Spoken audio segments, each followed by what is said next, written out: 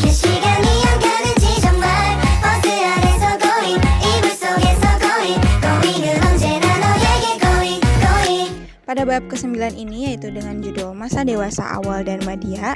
Tujuan pembelajaran dari bab ini adalah memberikan pemahaman mengenai kondisi masa dewasa pada individu dan menjadikannya dasar dalam pembelajaran. Kemudian ada batasan usia.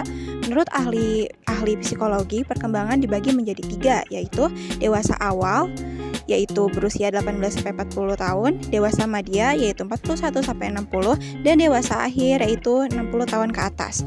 Menurut Mabhir, batasan usia ini dapat ditinjau dari A. Segi hukum, apabila dapat dituntut atas pertanggungjawabannya. B. Segi pendidikan, apabila mencapai kognitif, afektif, dan psikomotorik sebagai bahan ajar. C. Segi biologis, apabila keadaan pertumbuhan tubuh dan kekuatan mencapai maksimal. Dan D. Segi psikologis, apabila status keadaan dewasa mengalami kematangan. Ciri khas perkembangan dewasa pada masa dewasa dini yaitu usia produktif, usia di mana memantap dalam pola-pola hidup sehingga dalam usia ini tak jarang banyak masalah menghampiri, dan juga sebagai usia di mana tegang dalam emosi.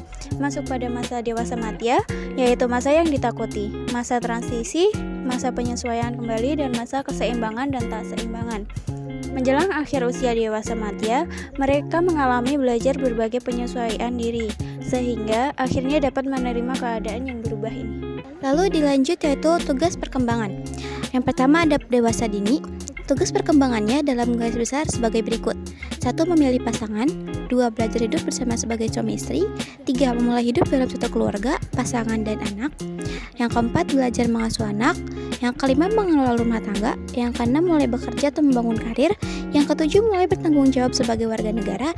Dan yang terakhir, bergabung dengan suatu aktivitas perkumpulan sosial. Lalu dilanjut dengan dewasa madya. Tugas perkembangannya pada masa ini dibagi menjadi 4 besar, yaitu berhubungan dengan penyesuaian terhadap keadaan psikologis, yang kedua berhubungan dengan adanya perubahan minat, yang ketiga berhubungan dengan penyesuaian jabatan atau pekerjaan, serta berhubungan dengan kehidupan keluarga. Perkembangan fisik, kognitif, emosi, sosial, dan moral. 1. Perkembangan fisik. A. Dewasa dini puncak. Kemampuan fisik individu dicapai antara usia 18-30 tahun yang diikuti dengan kesehatan yang baik. Hal ini menjadi titik perhatian sendiri karena sangat mempengaruhi keadaan kesehatan pada usia selanjutnya. B. Dewasa madya. Status kesehatan menjadi persoalan utama dikarenakan adanya sejumlah perubahan fisik. Melihat dan mendengar merupakan 2 perubahan yang paling tampak pada masa ini. 2. Perkembangan kognitif. Shell mengatakan bahwa ada beberapa tahap perkembangan kognitif pada masa dewasa, yaitu yang pertama adalah tahap mencari prestasi atau achieving stage. B. Tahap tanggung jawab responsibility stage. C. Tahap eksekutif stage, dan tahap reintegratif reintegrative stage.